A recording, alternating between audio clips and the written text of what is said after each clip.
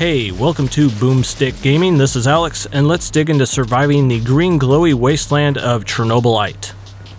A quick recap if you never heard of Chernobylite, it's a first-person survival shooter with a pretty big focus on branching story choices, scavenging materials from dangerous areas, putting together the perfect crew for an apocalypse heist, and building out your home base with comfortable lodgings for your team, crafting benches to improve your arsenal, and various other upgrades that will increase your chances of living to see the following day.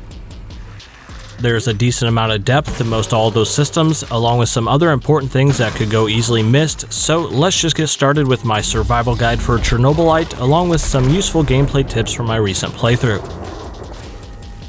Very first is one of those things you might not realize until a while into the game, but you can actually use the build mode out on missions, not just at your home base.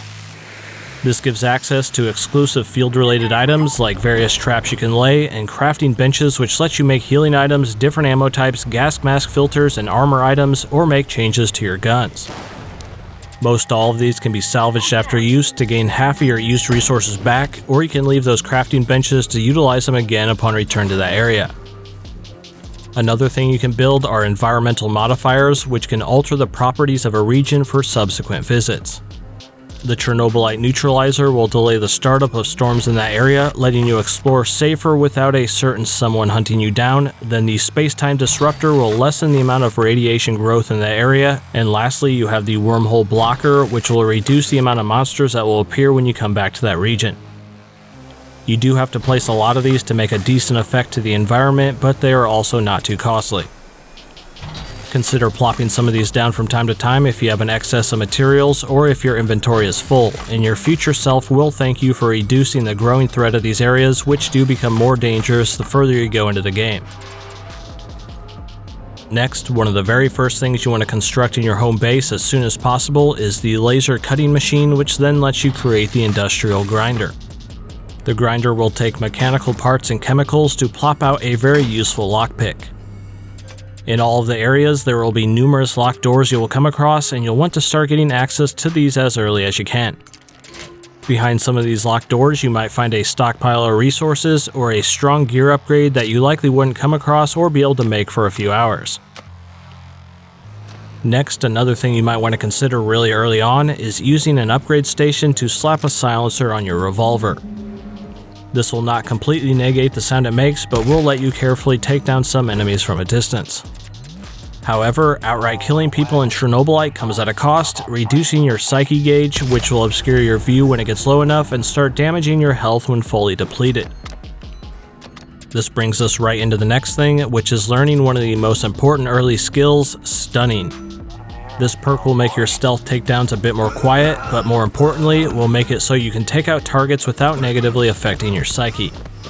Soldiers often have a decent stash of resources and ammo on them, so it's usually worthwhile to try to take them down quietly rather than outright avoiding them. Now, when wanting to train with your teammates to use up those points from leveling up, make sure you're doing so in the evening, which is the period right after you return from a mission. If you go to sleep to start the next day, you'll only be able to change out your teammates' equipment during daylight hours, and they'll not have that ability to train. Next, if you notice your health bar has some unhealable red sections, that is because you had ventured straight into some radiation. A little symbol will appear next to your health bar when you're in these areas, along with your environmental analyzer going into the yellow or higher section, indicating that your health cap is getting lowered. To fix this vitality issue, you can consume anti-radiation medicines, which will get rid of those useless red sections on your health bar. However, there is another way to rid yourself of not only health damage from radiation, but also replenish your psyche gauge completely for free after you have built an incredibly useful certain station. Introducing the radiation chamber, which allows you to self-annihilate while still keeping all of your items. So yes, this thing kills you, but at really no penalty whatsoever. As you can see, my health and psyche is in really bad shape here, but after a quick rinse in the radiation chamber, your body reanimates better than ever with your health and psyche gauge back to normal. Because of this, you can avoid using food for your main character after completing a mission, since food helps maintain or improve your psyche, and with the radiation chamber, you will just be using that to reset after a hard day's work anyways. Also, another benefit of dying or using the radiation chamber is being able to go back to the timeline hub, which lets you relive and change story branch points at the cost of Chernobylite. This lets you get teammates you maybe missed, right some of your wrongs, or get permanent gear upgrades from certain choices to then double back and go with the other option while still keeping that same upgrade. Now, those last two sections were mostly about fixing your health and psyche, but what about your armor gauge?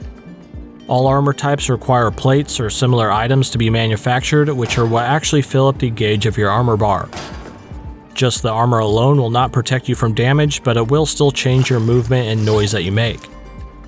If you want to play it really safe, you can have extra plates in your inventory, and after about a second or so after taking armor damage, these will patch in another plate to your armor, automatically restocking your defenses.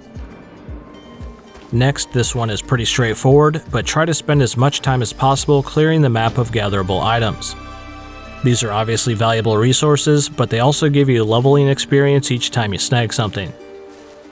To go along with this, some other important skills to learn are from Mikhail, being Gathering and Perfect Gathering.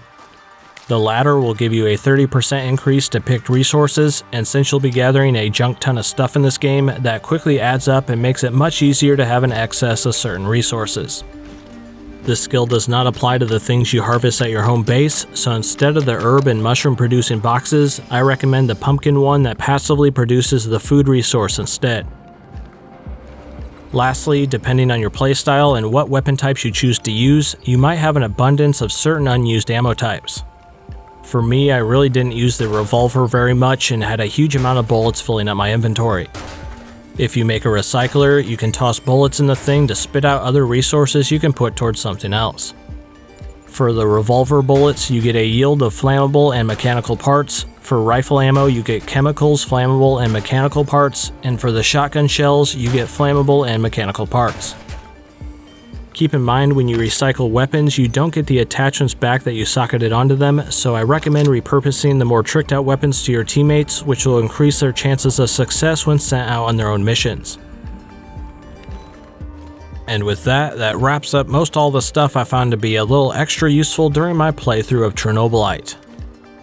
By the way, as of the day of this video, Chernobylite has hit its 1.0 release on PC, and the PS4 and Xbox One versions are coming soon in September, but the next-gen equivalents are planned for a bit later.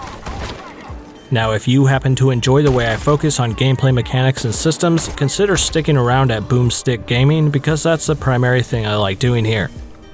As always, this has been Alex, and good luck surviving the wasteland.